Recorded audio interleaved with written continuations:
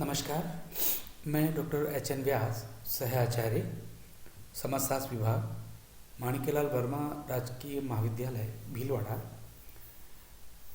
पिछली क्लास के अंतर्गत जो एमए फाइनल का 7 पेपर है उसके अंतर्गत अपन अध्ययन कर रहे थे सोशलॉजी इन इंडिया, और इसी को स्पष्ट करने के लिए 1965 में इंद्रदेव ने कुछ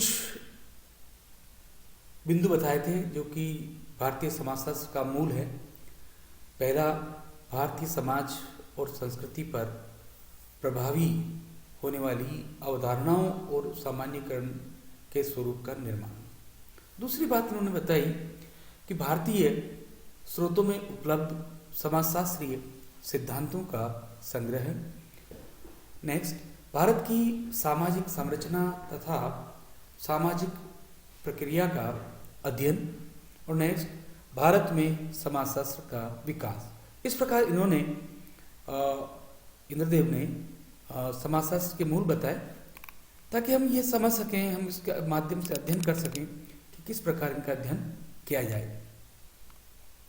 आज अपन अध्ययन करेंगे पश्चिमी सामाजिक विज्ञान और भारत में समाजशास्त्र। तो जैसा कि 1965 में योगेंद्र सिंह ने बताया कि भारत में समाजशास्त्र के विकास के लिए 3 सूत्रीय आधारों की चर्चा की। पहला, देश का बदलता ऐतिहासिक राजनीतिक आधार। दूसरा, पाश्चात्य बौद्धिक संपर्क में हुआ परिवर्तन। और तीसरी, वे देसी बौद्धिक परंपराएं जिनमें से ही भारतीय समाजशास्त्रियों को आपने विकसित किया है। पहले चरण में भारतीय सामाजिक संरचना, मूल्यों और संस्थाओं का विश्लेषण किया गया, लेकिन यह पाश्चात्य समाज विज्ञानों की प्रतिक्रिया स्वरूप नहीं था। दूसरे चरण में राधाकमल मुखर्जी द्वारा संपन्न अनुभविक ऐतिहासिक दार्शनिक विश्लेषण और भारतीय समाज तथा उनकी परंपराओं, संस्कृति, वर्ग संरचना का मार्क्सवादी विश्लेषण, जो कि डीपी मुखर्जी द्वारा निर्धारित का जोड़ स्थापित हुआ। जब मुखर्जी भारतीय समाजशास्त्र को एक ठोस स्वरूप प्रदान कर रहे थे तो ब्रिटेन में मैलिनोव्स्की और रेडक्लिफ ब्राउन सूक्ष्म स्तरीय गतिशीलता के अध्ययनों से हट रहे थे। भारत की स्वतंत्रता के पश्चात भारत में शोध युग की प्रारंभ हुई, लेकिन इसी दौरान पाश्चात्य दृष्टिकोण से प्रभावित शोध भी किए जाते रहे। 50 और 60 के दशक में पाश्चात्य वित्तीय सहायता से ऐसे अनेक शोध किए गए। भारतीय स्वाधीनता से पहले 2 चरणों में भारतीय स्वाधीनता की विचारधारा और पाश्चात्य सामाजिक विज्ञानों की विचारधाराओं का सामंजस्य बना रहा। 1965 में योगेंद्र सिंह ने बताया कि पहला, बढ़ता संख्यात्मक और संक्षिप्त अनुभवात्मकवाद, और दूसरा, बढ़ता प्रयोगवाद। तीसरा, अधिक मनमानापन, है ना। तो अवधारणा और परिभाषाओं के गढ़ने के लिए मध्यस्थता का काम करता रहा। 60 के दशक में पद्धति समाजशास्त्र की पहचान प्रकार्यवाद तथा नव प्रकार्यवाद थी। ऐतिहासिक तुलनात्मक पद्धति, तार्किक, दार्शनिक तथा प्रतीकात्मकता समाजशास्त्रीय विश्लेषण के लिए मुख्य स्रोत थे। इस प्रकार 50 और 60 के दशक में समाजशास्त्र ब्रिटिश प्रभाव का विरोध, प्रकार्यवाद और तार्किक दार्शनिक परिप्रेक्ष्य की प्रधानता पर आश्रित थी। इन्हीं परिप्रेक्ष्यों ने भारतीय समाजशास्त्रियों को प्रभावित भी किया तथा पाश्चात्य वैज्ञानिकवाद भारतीय समाजशास्त्र को पूरी तरह प्रभावित नहीं कर सका। इसने भारतीय समाजशास्त्र को अपने सैद्धांतिक दर्शन और इतिहास की याद दिला दी।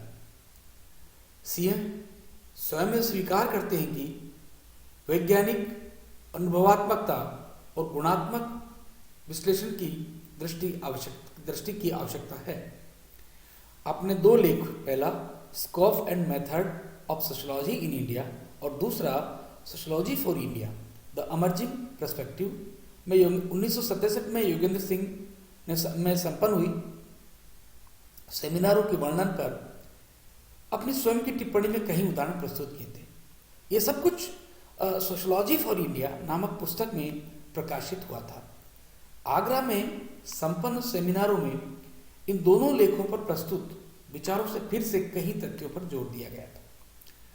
इन्होंने लिखा कि समाजशास्त्र तो क्या, सारा विश्वविद्यालय संस्कृति पाश्चात्य रंग से रंगी हुई है। इस संस्कृति पर विशेषकर ब्रिटिश प्रभाव अधिक है। स्वतंत्रता के पश्चात अमेरिका का प्रभाव पड़ा और भारतीय बौद्धिकता का ह्रास हुआ है और पाश्चात्य संदर्भ उसके लिए कीटाणु बन गए हैं। तो स्वतंत्रता के पूर्व का समाजशास्त्र की जब बात करते हैं तो लाक्षणिक दृष्टि से वर्णनात्मक, उद्विकासीय, विश्लेषणात्मक और तुलनात्मक अध्ययनों का था। उसका ध्यान विशेष रूप से भारतीय समाज और संस्कृति पर केंद्रित था। सिंह का मत था कि यूरोपीय समाजशास्त्र में स्थित सावयवी पॉजिटिविज्म तथा यांत्रिकी पॉजिटिविज्म भारतीय समाजशास्त्र से गायब थे। कुछ समाजशास्त्रियों की इनके प्रति गंभीर प्रतिक्रियाएं थी। उन्होंने इनको नकारा भी। उपरोक्त पृष्ठों में भारत में समाजशास्त्र तथा भारत के लिए समाजशास्त्र के चित्रण का प्रयास किया गया था। महत्वपूर्ण तथ्य यही है कि बदलते समय ने भारत में समाजशास्त्रीय शोध को प्रभावित किया। शोध कार्यों के क्षेत्रों और तत्व संबंधी विषयों पर प्रभाव पड़ा। 1970 तथा 1980 के दशक में व्यापक परिवर्तन हुए और पूर्व मान्यताओं से शास्त्र थोड़ा खिसका है। भारतीय सामाजिक यथार्थताओं पर अधिक ध्यान दिया गया। भारतीय समाजशास्त्र पर हो रही बहस में सोचा गया है कि अनुभविक अवलोकन किया जाए तथा केवल संदर्भ के लिए उपयोगी सिद्धांतों का प्रयोग हो। भारतीय समाजशास्त्र को बनाने की निरंतरता के प्रयासों में समाजशास्त्र के देशीकरण का पैराडाइम भी उभरा। 1980s में और 1990s में कुछ नई दिशाएं उभरी जिन पर समाजशास्त्रीय अध्ययन किए गए।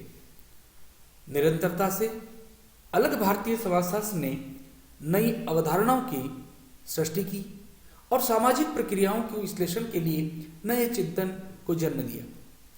सामाजिक संरचना के अध्ययनों में अवधारणाओं और विविधता, ऐतिहासिक तथ्यों, प्रतीकात्मक संरचनात्मक तकनीकों ने नई गहराइयों और उसके विविध पक्षों को समझाया है।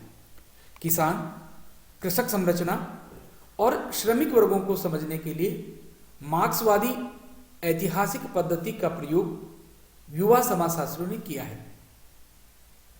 आंदोलन की यह श्रृंखला संरचनात्मक, उत्तर संरचनात्मक, नृजातीय समाजशास्त्र, प्रकार्यवाद, नव प्रकार्यवाद, आधुनिकता, उत्तर आधुनिकता के सैद्धांतिक पक्षों तथा उसके प्रति सैद्धांतिक परिप्रेक्ष्यों के प्रति संवेदनशील थी। मार्क्सवादी तथा नव मार्क्सवादी दृष्टिकोण भी इसमें सम्मिलित थे। सामाजिक संरचना को समझने के लिए इन परिप्रेक्ष्यों का प्रयोग किया गया था।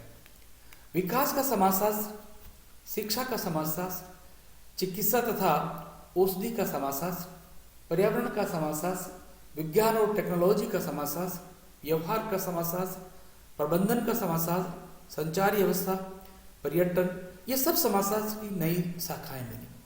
विशेष रूप से अनुसूचित जनजातियां, अनुसूचित जातियां और अन्य पिछड़े वर्ग और महिलाएं इत्यादि भी अध्ययन के केंद्र बने। इनसे भारतीय सामाजिक संरचना में इन समस्याओं के प्रति न केवल गहरी समझ विकसित हुई थी, अपितु साथ ही इन सब के माध्यम से भारतीय समाज की गतिशीलता का ज्ञान भी हमें हुआ है। इस प्रकार भारत में समाजशास्त्र का विकास हुआ। क्योंकि मैंने आपको बहुत ही विस्तृत स्वरूप में समझाने का प्रयास किया, मैं सोचता हूँ शायद आपको ये समझ में आया होगा और आप इसको नोट डाउन भी कर सकते हैं।